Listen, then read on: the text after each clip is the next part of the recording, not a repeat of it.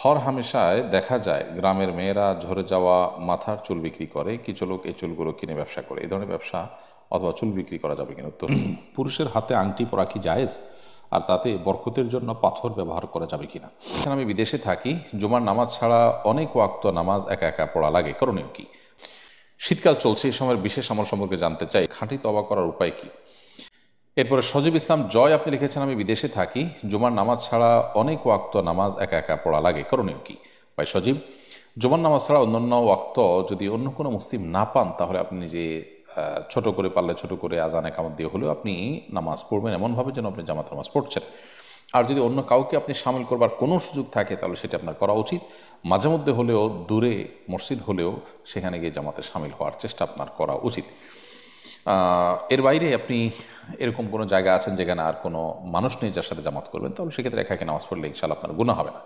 তবে আপনার নামাজ, আপনার মৌলিক ইবাদত বন্দেগী যেন করতে পারেন সেরকম পরিবেশেই থাকাটা আপনার জন্য বাঞ্ছনীয়। শীতকাল চলছে, এই সময়ের বিশেষ আমল সম্পর্কে জানতে চাই। শীতের বিশেষ আমল হলো রাত জেগে তাহাজ্জুদ পড়া, কারণ রাত অনেক বড়, আগে আগে শুয়ে গেলে এটা সম্ভব। আর দিনের রোজা রাখা। হাসান বসরি রহমতুল্লাহ আলাইহি বলেছেন যে শীতকালটা ইমানদারের জন্য সুবর্ণ সুযোগ। এটা হাদিসের ভাষায় আল গনিম আল বারেদা সোম ফিসিতা বলা হয়েছে, শীতল সুবর্ণ সুযোগ বলা হয়েছে। কারণ হিসেবে তিনি উল্লেখ করেছেন, হাসান বসরি রহমাতুল্লাহ উল্লেখ করেছেন যে এই শীতের সময় লাইলুহু তবিল, এর রাতটা থাকে দীর্ঘ। ফায়াকুমু, তখন বান্দা সেখানে দাঁড়িয়ে তাহাজ্জুদ পড়তে পারে। ওয়া নাহারুহু কাসির, আর দিনটা থাকে ছোট। ফায়াসুমু, তখন সেই দিনে রোজা রাখতে পারে বান্দা। তো সেজন্য আমরা এই শীতের সময় এই আমলগুলো করতে পারি। এগুলো হাদিস এবং নবী সাল্লাল্লাহু আলাইহি সাল্লামের নির্দেশনা থেকে সরাসরি প্রমাণিত। এই যেমন সাকিব আল হাসান এর থেকে আপনি লিখেছেন, খাঁটি তওবা করার উপায় কি? খাঁটি তওবা করার উপায় হলো যে আপনি কোনো অপরাধ করার পর সেই অপরাধ থেকে লজ্জিত হয়ে, অনুতপ্ত হয়ে আপনি ফিরে আসবেন, সেখানে আর থাকবেন না, সে খারাপ কাজটা করবেন না। এবং এই খারাপ কাজ পেছনে যে হয়ে গেছে তার জন্য আল্লাহর কাছে অনুতপ্ত থাকবেন এবং ভবিষ্যতে না করার সংকল্প করবেন। এর মধ্য দিয়ে তওবা সংগঠন হবে। তওবা এটা এমন একটা কনসেপ্ট যেটা আমাদের সমস্ত গুনাহগুলোকে মুছে দিতে সাহায্য করে। বিরাট বড় একটা অস্ত্র এবং হাতিয়ার আমাদের হাতে।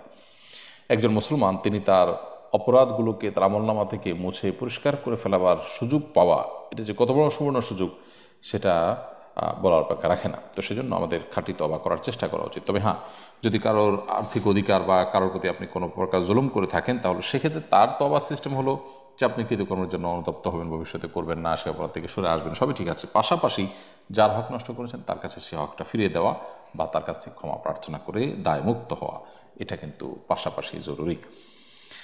এমডি আল মমিন আপনি লিখেছেন, হর হামেশায় দেখা যায় গ্রামের মেয়েরা ঝরে যাওয়া মাথার চুল বিক্রি করে, কিছু লোক এই চুলগুলো কিনে ব্যবসা করে। এই ধরনের ব্যবসা অথবা চুল বিক্রি করা যাবে কিনা? উত্তর হলো না, এ ধরনের ব্যবসাও জায়েজ নয়, চুল বিক্রি করাও জায়েজ নয়। কারণ হলো এই যে চুল, এটা মানব দেহের অংশ।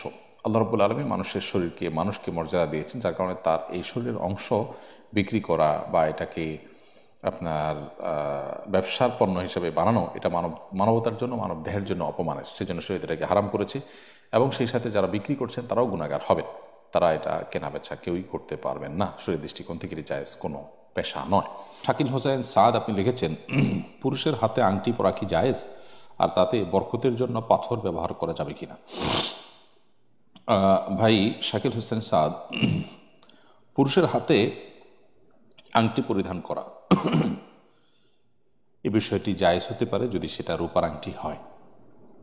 লোহা, তামা কিংবা স্বর্ণ এগুলোর ব্যবহারের ব্যাপারে শরীয়তে নিষেধাজ্ঞা রয়েছে পুরুষের জন্য। লোহা এবং তামা তো সবার জন্য প্রযোজ্য, এটি নিরুৎসাহিত করা হয়েছে নবী সাল্লাল্লাহু আলাইহি ওয়াসাল্লাম হাদিসে, তিনি পরিষ্কারভাবে এটিকে ডিসকারেজ করেছেন।